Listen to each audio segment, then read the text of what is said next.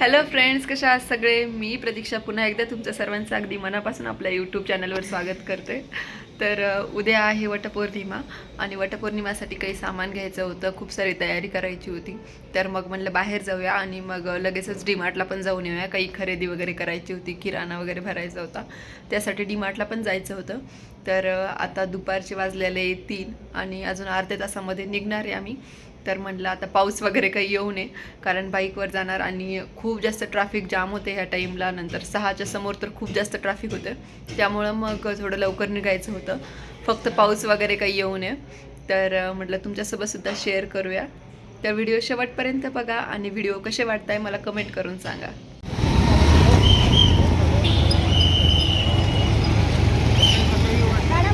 Finally आम्ही डीमार्टला आलेलो आहे आणि काही बिस्किट वगैरे काही खरेदी केली. पण आमच्या साहेबांना दुसराच कुठला तरी बिस्किटचे पॅकेट्स बघायचे होते, तर ते त्यांना सापडत नव्हते, म्हणून ते शोधाशोध चालू होती त्यांची. आणि अजून काही भरपूर दुसरं काही सामान वगैरे घ्यायचं होतं. फायनली त्यांना बिस्किट सापडले. नंतर आम्ही मग काही किराणा घेण्यासाठी इकडं समोर आलो. तर काही साखर, शेंगदाणे वगैरे. तर इथं शेंगदाणे किंवा साखर त्याचं वेट करून घेण्यासाठी पण जी वेइंग मशीन होती त्याची खूप जास्त लाईन होती आणि गर्दी तर एवढी जास्त होती, कारण उद्या वटपौर्णिमा आणि मग खूप साऱ्या जणांना आता आपलं घरगुती सामान वगैरे सणाचं भरावं लागतं, किराणा वगैरे. तर मग खूप जास्त गर्दी होती.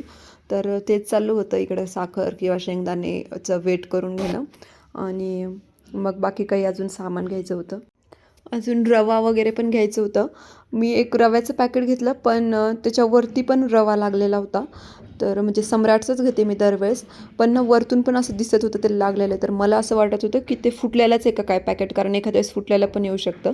तर मी खूप वेळ बघितलं, पण सगळ्याच पॅकेटला लागलेलं होतं ते. तर मग नंतर मला समजलं की ते नुसतं वरतून लागलेलं आहे, ते काही फुटलेलं वगैरे नाही आहे. तर मग मी रव्याचं पॅकेट घेतलं ते. अजून काही फ्लोअर क्लीनर वगैरे पण घ्यायचं होतं, डिटर्जंट्स किंवा साबण वगैरे. तर मग फ्लोअर क्लीनरमध्ये खूप जास्त व्हरायटी होती, तर मला समजतच नव्हतं की कुठलं घेऊ, एकतर रोजवालं घेऊ का अजून लेमनवालं घेऊ. तर तेच कन्फ्युजन होत होतं.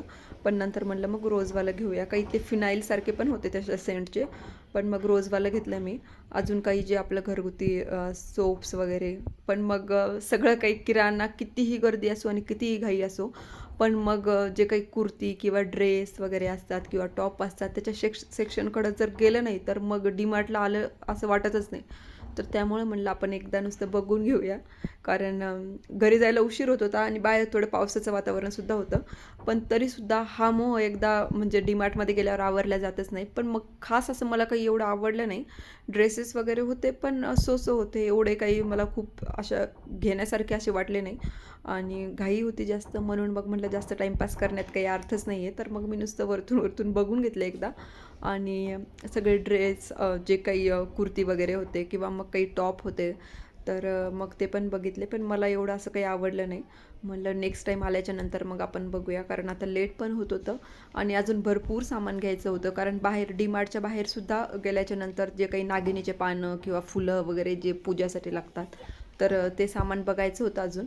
मला हे पॅन्ट्स वगैरे आवडल्या होत्या, पण नंतर म्हटलं यार जाऊ द्या, आपण आता लेट व्हायला लागलं म्हणून मग सोडून दिलं, की म्हटलं नेक्स्ट टाईमच घेऊया. तर कारण नाईट पॅन्टमध्ये किंवा म्हणजे ट्राउझर्समध्ये वगैरे बघायचे होते मला, पण मग जाऊ द्या म्हटलं. नंतर मग शेवटला आठवलं की गुलाबजामुन ट्राय करायचे होते, मी पहिले काही केलेले नव्हते.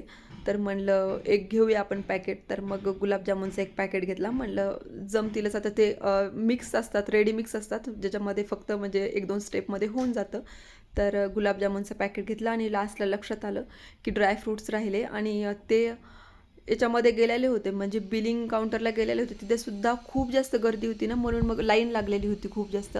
तर मला वाटलं आता त्यांचा नंबर येईल आणि नंतर मग जसं हे बिल झाल्याच्या नंतर मग मी जाईल तिथं. तर त्यामुळं खूप घाई गेले आणि ड्रायफ्रूट्स वगैरे बघितले, ड्रायफ्रूट्स घेतले तिथं. आणि मग नंतर बिलिंग काउंटरकडे गेले, पण तोपर्यंत त्यांचा नंबर आलेला नव्हता. अशा म्हणजे एवढी जास्त गर्दी होती, तर काही समजतच नव्हतं की काय सामान राहिलं आणि काय बाकी आहे किंवा काय घेतलं आहे. तर मग त्यामुळं खूप काही गोंधळ होत होता सगळा, कारण गर्दा एवढा जास्त होता ना, खूप जास्त. मग फायनली बिलिंग काउंटरकडे आलो, बिल वगैरे केलं आणि डीमार्टला आल्यावर 5,000 तर कुठं जातात ना, तर काही समजतच नाही. म्हणजे समजतच नाही आपल्याला की आपण किती शॉपिंग करतोय काय. लास्ट टाईम मी एक व्हिडिओ बनवला होता, तर मला खूप जणांच्या कमेंट आल्या की नाही आम्ही जेवढं लागतो तेवढंच घेतो वगैरे. पण माझ्यासोबत तर होतं असंच की मी काय घेते, नंतर मला एकदम बिल बिल करायला गेल्यावर मला लक्षात येतं की यार हे खूप जास्त झालं म्हणून. तर मग बाहेर यायला तर आम्हाला रात्रच झाली होती आणि टाईम आणि पैसा कसा जातो समजतच नाही डीमार्टमध्ये एकदा गेल्यावर.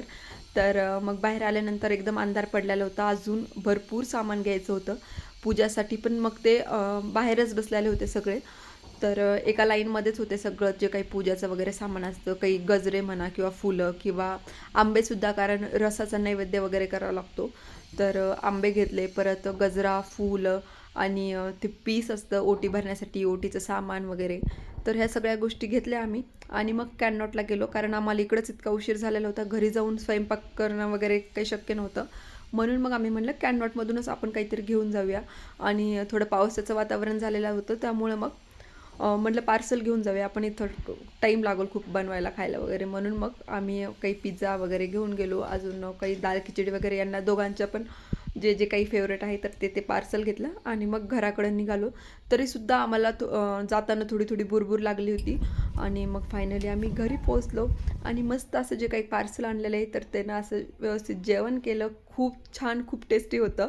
आणि मग त्यांनी आणलेलं होतं की त्यांच्यासाठी दाल खिचडी होती, एक फ्राईड राईस होता, नंतर मग जे काही पिझ्झा होता, बर्गर होता आणि सँडविच होतं.